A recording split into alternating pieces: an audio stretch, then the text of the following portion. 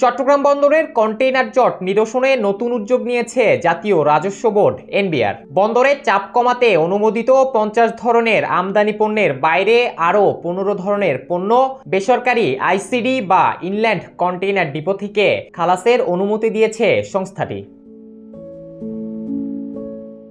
চট্টগ্রাম বন্দর সূত্র জানিয়েছে, গত 17 জুলাই এনবিআর এর পাঠানো এক চিঠিতে বিশেষ এই অনুমোদনের কথা জানানো হয়। এতে বলা হয়, আমদানিকারকদের স্বার্থ রক্ষা এবং বন্দরের চাপ কমাতে এই সিদ্ধান্ত নেওয়া হয়েছে।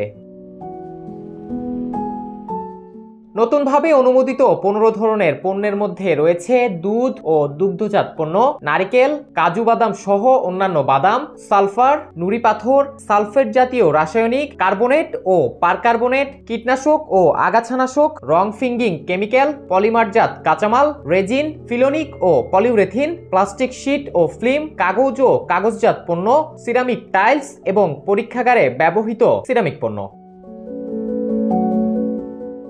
চিঠিতে আরও বলা হয়, এসব পণ্যের প্রতিটি কন্টেইনার স্ক্যানিং করে চট্টগ্রাম বন্দর কর্তৃপক্ষ অনুমোদিত ডিপোতে খালাসের অনুমতি দিতে হবে। এছাড়া কাস্টমস হাউসের বিশেষ পরিস্থিতিতে ডুয়েল ডেলিভারিও অনুমোদনযোগ্য।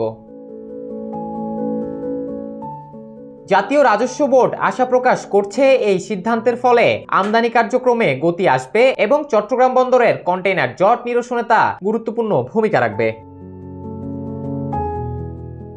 ডেস্ক রিপোর্ট, একান্ত, চট্টগ্রাম।